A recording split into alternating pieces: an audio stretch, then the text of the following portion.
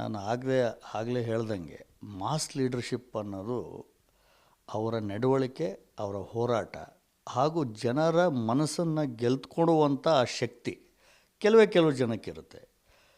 ನಾನು ಒಬ್ಬ ವಕೀಲನಾಗಿ, ಪ್ರಜ್ಞಾವಂತ ಮತದಾರನಾಗಿ ನೋಡಿದ್ರೆ elections are always one on emotions. ಯಾರು ಎಮೋಷ್ನಲಿ ಕನೆಕ್ಟ್ ಆಗ್ತಾರೋ ಜನರ ಜೊತೆಗೆ, ಜನ ಅವ್ರ ಜೊತೆಗೆ ಹೋಗುವಂಥದ್ದು ಸಾಮಾನ್ಯ. ಯಾಕೆಂದರೆ ಒಬ್ಬ ಮನುಷ್ಯನಲ್ಲಿ ಭಾವನೆಗಳಿದ್ದಾಗ ಅವನ ಸ್ಪಂದನೆ ಜನಕ್ಕೆ ಜಾಸ್ತಿ ಇರುತ್ತೆ ಅನ್ನೋದು ಅದು ಆಟೋಮೆಟಿಕ್. ಭಾವನೆ ಇದ್ದಾಗ ಕನೆಕ್ಷನ್ ಬರುತ್ತೆ.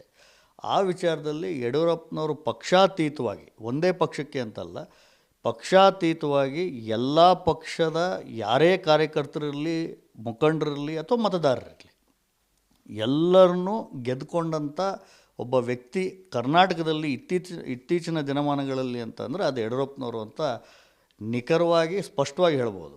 ಲಿಂಗಾಯತರು ಎಲ್ಲ ಸೇರಿ ಯಡಿಯೂರಪ್ಪನವ್ರ ಪರವಾಗಿ ಎಲ್ಲ ಲಿಂಗಾಯತರು ಇದ್ದಾರೆ, ಅವರು ಲಿಂಗಾಯತ ಲೀಡರ್ ಅಂತ ಅಂದರೆ ಅದು ಎಷ್ಟು ನಿಜನೋ, ಆದರೆ ಅವರು ಲಿಂಗಾಯತ ಲೀಡರ್ ಅಷ್ಟೇ ಅಲ್ಲ ಅನ್ನೋದು ಕೂಡ ಅಷ್ಟೇ ನಿಜ.